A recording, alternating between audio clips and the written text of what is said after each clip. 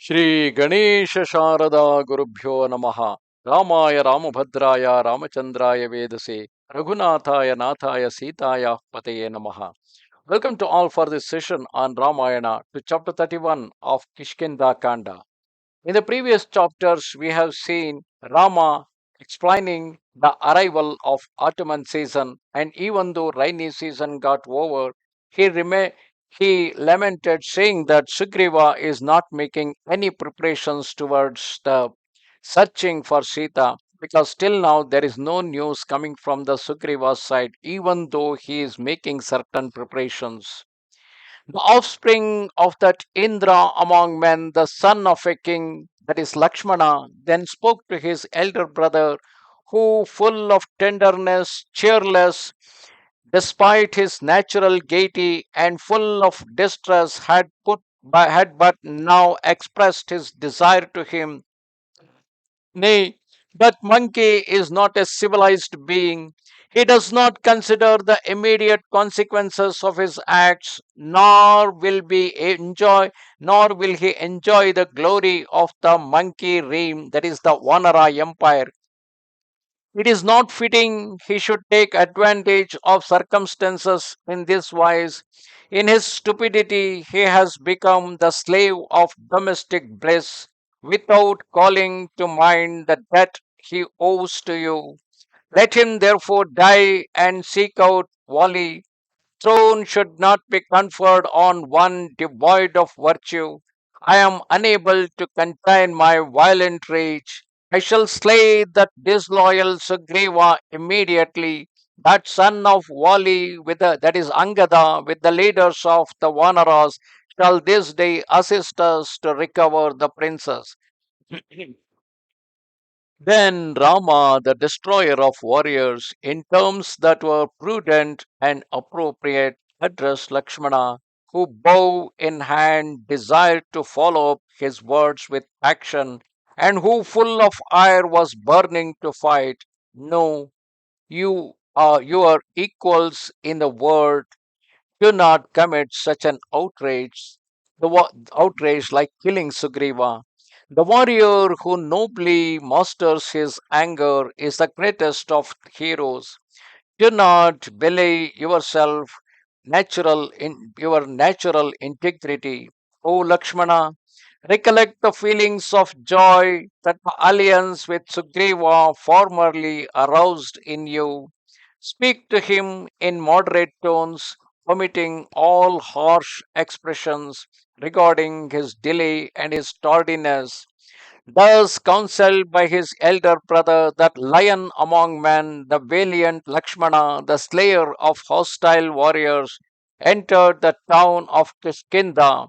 The sage and virtuous Lakshmana, eager to carry out what was agreeable to his brother, filled with indignation, entered the abode of that Vanara, bearing in his hand his bow resembling Indra's, high as the peak of a mountain, like unto Mount Mandara. Faithful to the behest of Rama, his younger brother, the equal of Brihaspati, reflected in himself how he should address and answer Sugriva, and filled with ire on account of his brother's anguish and displeasure, Lakshmana advanced like a loosened tempest, uprooting Sala, Tala, Ashwakarna, and other trees in his impetuous strides, like a great elephant shattering the mountains and crushing the rocks under his feet, thus cutting short his distance to his goal. Remember, when someone is angry, it is essential to throw that anger on something that will not going to cause the problem. Often we hit pillows in order to vent out our anger so that our anger should not be directed at the wrong people. In the same way, Lakshmana here, he is venting out his anger on the trees and the stones on the roadside.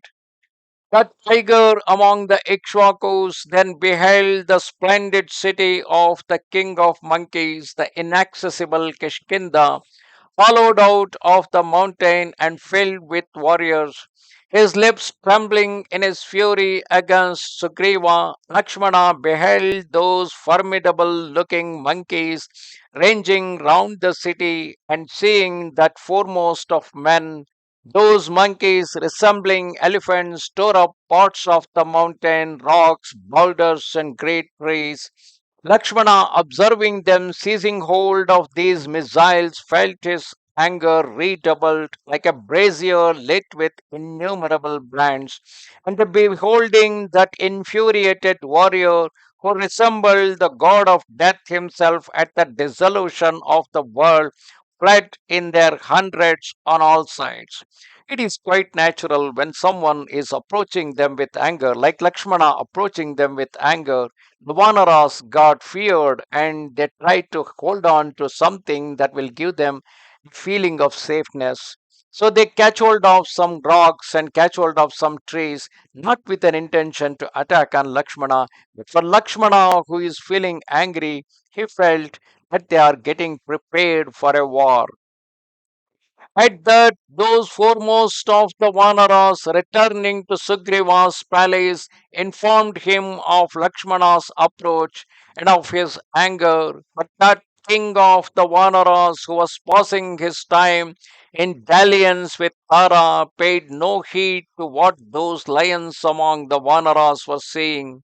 Thereupon, under the orders of the ministers, those monkeys, the Vanaras, their hair standing on end, large as mountains or elephants or clouds, issued out of the city, and terrible to behold with their nails and teeth, their jaws like tigers, stationed themselves in the open. Many had the strength of 10 elephants, others were 10 times as strong, and some were endowed with the strength of 1,000 elephants. Lakshmana, who was enraged, recognized that Kishkindha, filled with these Vanaras who are armed with trunks of trees and endowed with great valor, was difficult of access, and emerging from the walls and ditches, these monkeys stood courageously in the open field. In the face of Sugriva's debauched indifference and the provocative attitude of the Vanaras, the valiant Lakshmana, guardian of the interests of his elder brother, was seized with fresh anger, and that lion among men, heaving deep and burning sighs, his glances flashing with fury, resembled a brazier belching forth smoke. With his pointed darts as the flickering tongue, his military ardor, the poison, his bow, the coils, he resembled a 5-headed snake, or the blazing fire at the end of the world, or the enraged serpent king.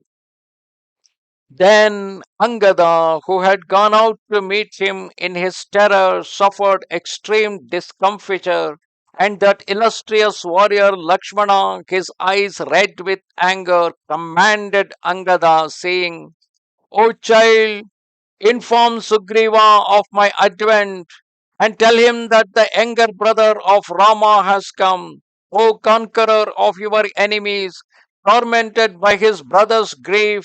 Lakshmana waits at your gate.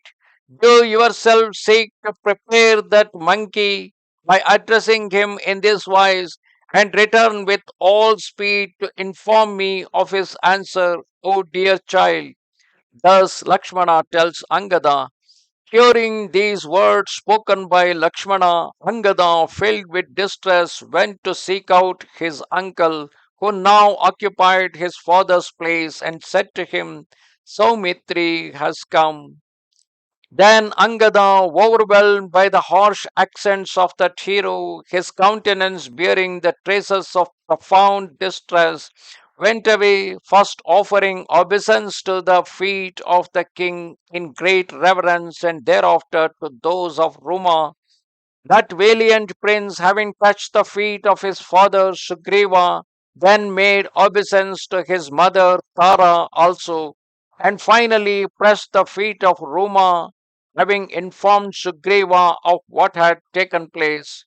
Sugriva, heavy with sleep and fatigue, did not wake up but lay in a drunken stupor, sexual indulgence having dulled his reason.